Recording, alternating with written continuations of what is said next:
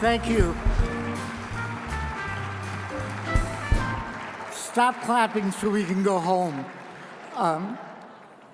I have to make a note to Terry that I am never going on again right after adorable, adorable kids. It is the worst placement you can possibly have. I want to talk a little bit tonight about how quickly things move in politics. I'd like you to turn your mind back to this exact time, December 12 years ago, 2012. And Romney had just got his butt kicked. By butt kicked, I mean the technical political term of losing a presidential election. And everybody in the party was thinking about and talking about how we were never going to win until we retired social issues. You remember the autopsy? We can't win if we stay firm to social issues. So what happened? In 2014, my good friends at Susan B. Anthony Pro-Life America showed the Republicans how to go on the offense against something the American people hated, late-term abortions. And in 2016, President Trump adopted that in his campaign and contrasted his position with Hillary Clinton at the debate. And he won. And 6 years later, the impossible happened. Roe was overturned.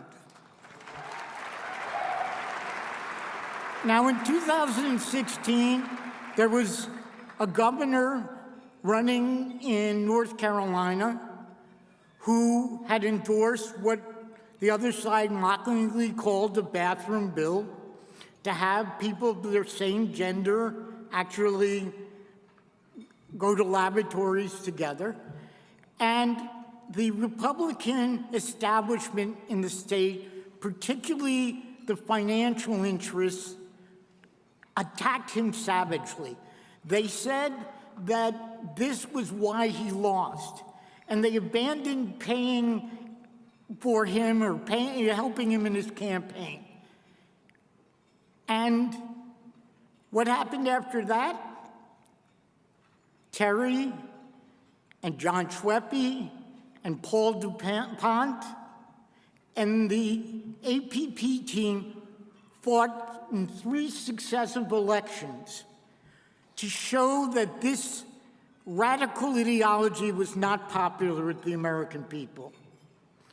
And you know what? It was the #1 issue in electing Donald Trump with casual voters and uncommitted voters this election cycle. #1. And hysterically, we have the women of the United States Congress proposing a bathroom bill. Now think about how remarkable a shift that is in the last just 10 years. Now why is those shifts possible? I want to go to some important lines in my friend Jeff Bell's book, The Man for Whom Tonight's Award is Named. And what he talked about in his book was called Populism and Elitism, was the idea that there is an elite opinion stream and a popular opinion stream, and for the last number of decades, they've been moving in exactly opposite directions. So what does that mean? It means that if you want to have a successful political campaign, you have to ignore the advice of the elite class and copy the wisdom of ordinary people. And by doing that, the conservatives and our issues don't exist downstream of politics. Politics is the mechanism to get conservative values back into balance in the country. because it's the only institution that ordinary people control. Now, the Democrats have a terrible problem going forward. They are wedded to two things that the American people hate. And these are the twin sacraments of the insane left. And that is child sacrifice and child mutilation.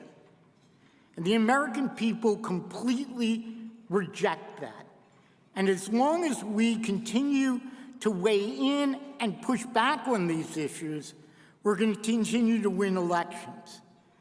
And one of the reasons I know that we're going to continue to do this is what I have the pleasure of doing tonight, which is introducing a man whose entire career has been fighting the woke establishment. He's a man that not only served in a state legislature for 6 years, but left it for 2 years to fight in Afghanistan. What a tremendous and courageous move, and a symbol of how much he loves this country. He was elected to the U.S. House in 2016, where he served as the head of the Republican Study Committee. But I think the reason why he is so profoundly committed to these issues is because he's a husband and a father of 3 girls, and he wants to fight for them and protect them. Ladies and gentlemen, I have the great honor of introducing the newly elected Senator from Indiana, Jim Banks, the recipient of the Jeff Bell Human Dignity Award.